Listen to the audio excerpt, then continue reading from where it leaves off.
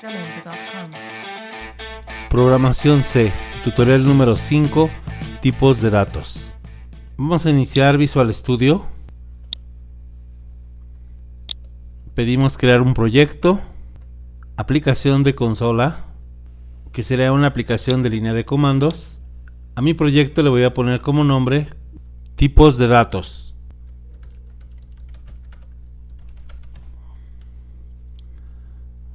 Le digo crear. Bien, vamos a utilizar el método estático y lo primero que vamos a hacer es poner un comentario. Vamos a ver diferentes tipos de datos. Entre los datos que tenemos son el tipo de datos byte. ¿Para qué nos sirve declarar un dato? Nos sirve para indicarle a la programación C que nos reserve un espacio para un determinado dato. Dependiendo del dato que nosotros insertemos, es el espacio que se le va a asignar.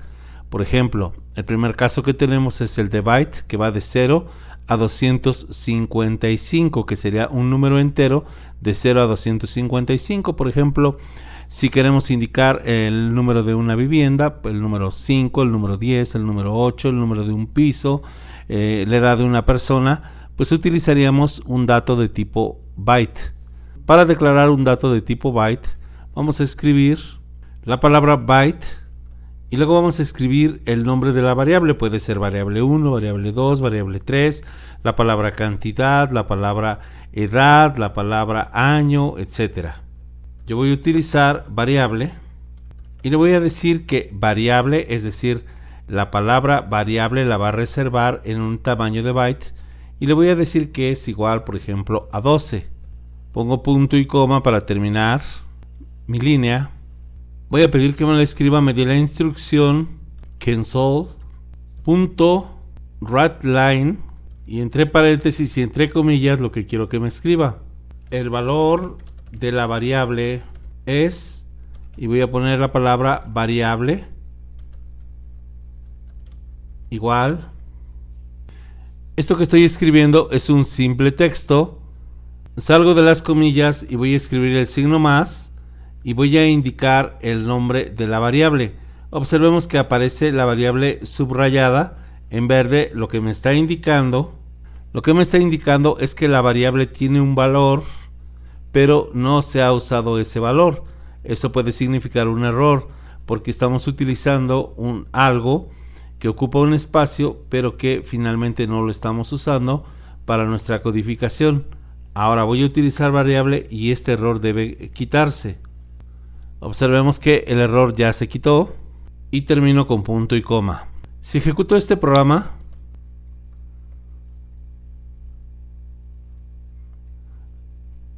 hace la ejecución, pero no alcanzo a ver qué es lo que ocurrió. Entonces necesito ponerle una pequeña pausa. Para ponerle la pausa vamos a utilizar la instrucción console read key paréntesis paréntesis punto y coma. Bien, termino con punto y coma y esto me permite establecer una pequeña pausa después de que se ejecuta esta línea. En esta pausa lo que está esperando es que yo presione una tecla. Vamos a ejecutar y observemos, el valor de la variable es variable igual a 12. Presiono cualquier tecla y se termina el programa. Vamos a ver ahora el tipo de variable sbyte, que es un poquito más grande, que nos permite números negativos de 128 hasta 127, es decir, de menos 128 a 127. Voy a hacer las correcciones necesarias. Aquí voy a poner la sbyte variable igual a 12 y vamos a cambiar acá el valor, por ejemplo, a menos 12. Vamos ahora a ejecutar. El valor de la variable es variable igual a menos 12. Presiono cualquier tecla y se termina.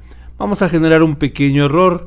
¿Qué pasaría si pusiera un valor que fuera menor a menos 128? Es decir, por ejemplo, pongo menos 129 y bueno, observemos que aquí en la parte inferior nos aparece un error. Dice error, haz clic.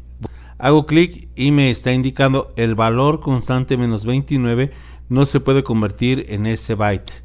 Vamos a hacer la corrección ahora a menos 127 y el error se termina. El siguiente tipo de datos que vamos a ver es de tipo int, que va de menos 2.147.483.648 a 2.147.483.647, que ya serían números mucho más grandes y donde se reserva un espacio mayor. Vamos a hacer algunos cambios aquí. Vamos a cambiar la variable por int y vamos a poner ahora el número que no nos admitió, es decir, el número 129. Veamos, 129, ahora no aparece ningún error y vamos a ejecutar. El valor de la variable es variable igual a menos 129. Presiono cualquier tecla y se termina.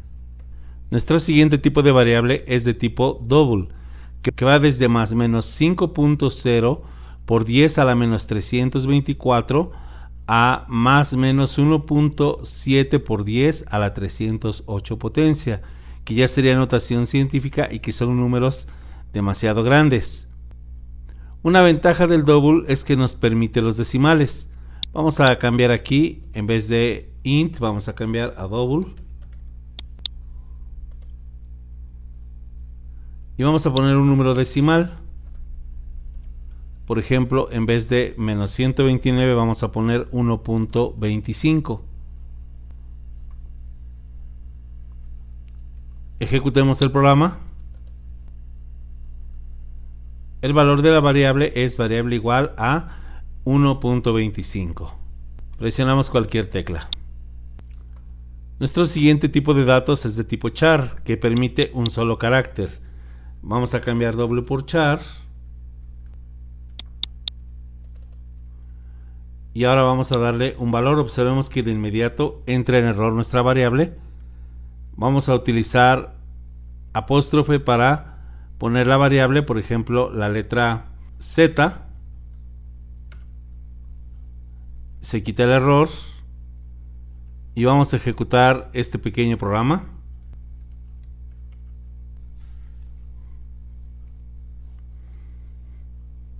El valor de la variable es variable igual a Z.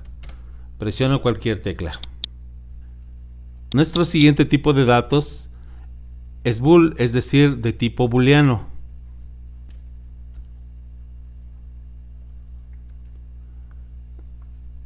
Aquí nuevamente se marca un error para Z porque Z no tendría un valor booleano. Aquí necesito, por ejemplo, true o false. Voy a utilizar true y vamos a ejecutar el programa. En esta ocasión lo hice presionando la tecla F5. El valor de la variable es variable igual a true. Presiono cualquier tecla. Ahora voy a cambiarlo por false.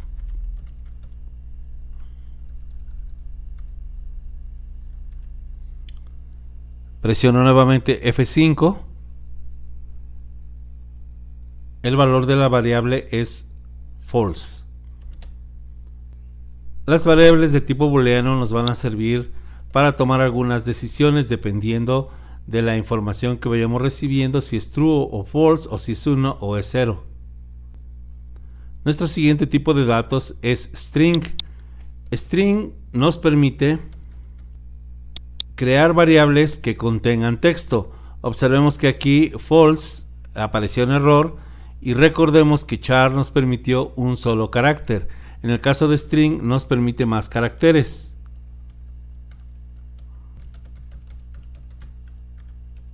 Por ejemplo, hola alumnos.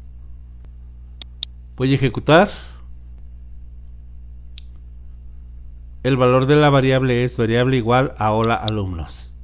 Unicode quiere decir que los caracteres son internacionales, los que nos permite, es decir, que serían reconocidos prácticamente por cualquier idioma que utilice el alfabeto internacional. El último tipo de datos que vamos a ver es dynamic, que son tipo de datos no definidos. Voy a cambiar string por dynamic y observemos que no se generó ningún error porque dynamic lo que hace es deducir de acuerdo a la información el tipo de datos que nosotros necesitamos. El problema de utilizar Dynamic, porque podríamos decir, bueno, pues utilizo Dynamic para todos mis tipos de datos. El problema es que Dynamic ocupa un espacio bastante grande y entonces nuestro programa, aunque tenga un código corto, tendrá un espacio grande de uso.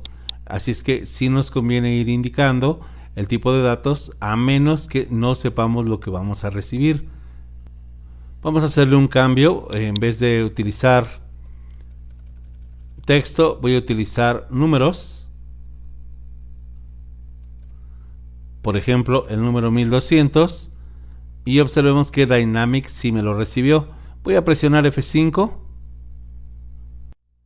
El valor de la variable es variable igual a 1200. Es decir que Dynamic identificó perfectamente el tipo de datos de acuerdo a mi escritura. Con esto terminamos nuestro tutorial número 5 de programación C#, tipos de datos.